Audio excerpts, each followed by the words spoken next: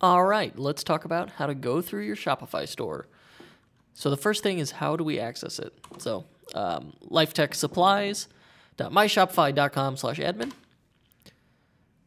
will take us straight to your dashboard. And that's where you're going to manage your entire stores from this page. So looking through here on your dashboard, we've got our orders, our traffic sources, and our website conversions, which is nice to have this information right up front. Let's look at an existing store so we can see what that looks like. Okay, so right down the side, first thing to look at is orders. When you get an order, it's going to show up here. So let's look at a store with orders so we can see it. All right, it gives us these great tabs where we can see open, unfulfilled, and unpaid orders, and then we can even export them in a spreadsheet if you wanted to import them into something. So we could filter by, let's say, unfulfilled orders. So those are the orders we need to ship. We could select them, do bulk actions, like fulfill them, capture their payments, or archive them after we've done them. So if we click any one order. Normally the procedure would be grab the order. So you ship it out to the person, you click fulfill, drop their tracking number in there, and if you give it, say, USPS and click fulfill, it will then send them a notification email with the link on how to track it, and then that gives you happy customers. And then if you're using Shopify payments, you can also issue refunds up here, which is helpful. So the next up is our customers tab. Customers tab is great for seeing who your best customers are, if you've got, and how much money they've spent. Usually the only thing you're going to do with this page is, look up how to get in touch with somebody and then export those customers that accept marketing. So we could filter it to accepts marketing and then export them. And then you could import them into like a spreadsheet, like MailChimp, and email those customers. So let's talk about products. If we click products, it dumps out all our listings, and you've got products, so it's your store for this one. There we go, products. So you want to add a lot of your photos, a lot of these need photos. So we click it. It's fairly straightforward, but the simplest way to get to know this is to walk through adding a new product. So our title is what this thing's going to be called everywhere, so make sure it's descriptive. So we're going to say Apple iPhone 6 leather case. All right. And we want to put, ideally you want a 500-word description, but when you're talking about replacement parts, it's hard to come up with stuff. So feel free to steal descriptions from like Amazon or the manufacturer of whatever the product is. So we'll say it's a leather case and it prevents scratches.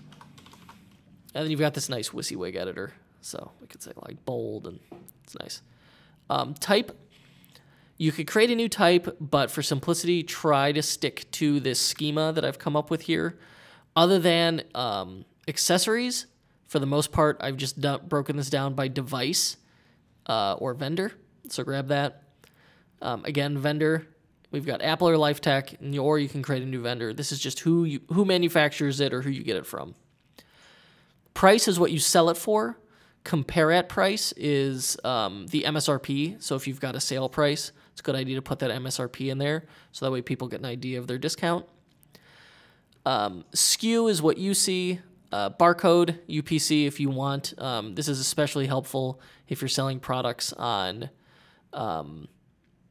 through Google product listing ads. For physical products, you're probably always going to want to charge taxes and require shipping. If you want, you can include the weight, and then you could do calculated shipping. Inventory policy. You can, if you want, track your inventory in Shopify. So if you know you've got 100 of an item, you can say your quantity is 100, and then when it gets to 0, it'll stop letting people order it. Or you could also check that and allow them to back order it. But we'll say don't track inventory. Images, straightforward, add your images. Collections, you can manually add it to the featured collection on the front page. All the other collections, I've made them automatic for you. Tags, we don't use yet, but you may use them in the future. It's just a way of sorting if things get really complicated. If you leave these blank, page title and meta description, they will automatically be filled in along with the URL and handle using the title and this guy. If you want, you could try and get into search engine optimization, but for the most part, I just leave them to match this guy. And then visibility, if you didn't want to delete a product, but for some reason didn't want to show it on the website, you could mark it as hidden. If you've got like a pre-order or something, you can also set a date range and it'll automatically publish it. So, and then you save the product. Let's go back to a product that exists though. So we've got this iPhone. Let's say if we want to get really fancy, we could offer products in multiple colors or the price changes. So that's easy. Let's say for some reason we want to put this guy on sale. So we could just change it to $34.99, save, and it updates everywhere. Product's now on sale. Well, let's put it back. All right. And we've got this assembly in white. So what we could do if we wanted to get really fancy, we could add variants. So let's call this iPhone 5 LCD assembly. And let's edit our options. Title, say color, save changes. Let's make this guy white. And let's add a variant. Color, black. Add variant and save. So what we did is now on one product page, now color, white, black. Neat. And you could do it with multiple options too. This gets helpful if you've got a ton of products, so that way you're not listing multiple things. In your case, you don't, so we've separated them out. But something to consider in the future. So let's undo my changes, save, go back. All right, next up is collections. Collections is what Shopify calls categories. And that's how we've broken things down so people can find them from the home page and the menu. And I've broken them down by vendor and iPhone 6, or by manufacturer, by device type. And I've made them automatic. So like iPhone 6, it just checks that product type is set to iPhone 6. And that's why it's important to keep those product types consistent when you're adding your products. But by doing this all automated, I've made your life easy and removed one step. So let's walk through adding a collection. Let's say it's the future and the iPhone 7 has just come out. So we want to say automatically select products based on any condition. Type is equal to iPhone 7 and save. That's it. Collections are really easy to do in Shopify. And then we'll delete this collection until the iPhone 7 comes out. Discounts is where you create coupon codes. Very straightforward. You can give it a name, or if you want to make it look fancy, generate a random code. You could set limits on it. So if you've got like a one-time coupon for a customer, you could say here you can use it once. That way it doesn't get abused. You could do dollar amounts off, percentage off, or just issue free shipping. And we could do a specific product, a specific customer, a collection of products, or orders over a certain dollar amount, or all orders. And then we can also set when they begin and start.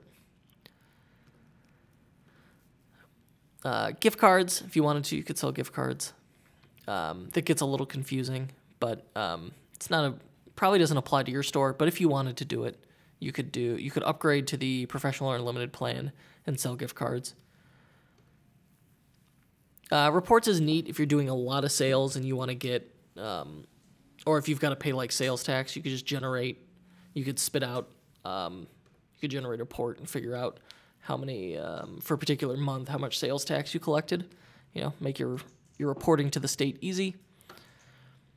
Blog posts, super straightforward. You've got a blog. If you want, you can use it to add content. Click add a blog post. Title, description, that's it. And you could set the author if you have multiple authors. Very easy. Pages is where those content pages go. And here we've already got some about, and then your privacy policy and your warranty and stuff. So let's say you wanted to update your about page. Again, just like the blog post, very straightforward with this WYSIWYG editor. There's nothing else to it. Navigation. I've set this up so we've got our main menu is the menu across the top, so we can add links there. Footer, the links at the bottom, and repair parts is the links that run down the sidebar. So let's say on main menu, I wanted to add something to it. So we'll say add another link. We can add a link to home, storefront page. We'll leave it to say storefront page, save. And we can also reorder them that way as well. Let's remove that, save. Then we got themes, customize theme, or you could edit your HTML. You could download your theme as a backup if you wanted to, or you can customize it.